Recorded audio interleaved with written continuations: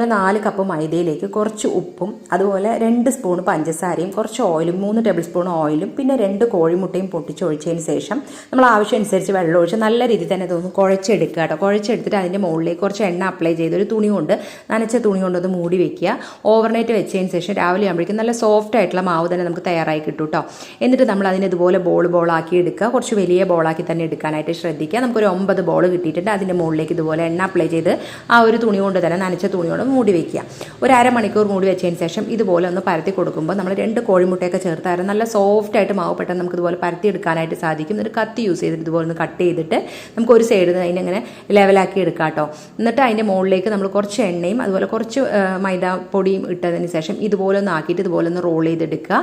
ഇത് ഞാൻ തയ്യാറാക്കുന്നത് നൂൽ പൊറോട്ടയാണ് കേട്ടോ. നല്ല അടിപൊളി ടേസ്റ്റ് ആയിട്ടുള്ള നൂൽ പൊറോട്ട നമുക്ക് വീട്ടിൽ തയ്യാറാക്കാനായിട്ട് സാധിക്കും. ഇതുപോലെ ചെറിയ ഇതായിട്ട് തന്നെ നമ്മൾ പരത്തിയെടുക്കുക. എന്നിട്ട് നമുക്ക് ഓരോന്നായിട്ട് നല്ല പോലെ തന്നെ ഒന്ന് ചുട്ടെടുക്കുക.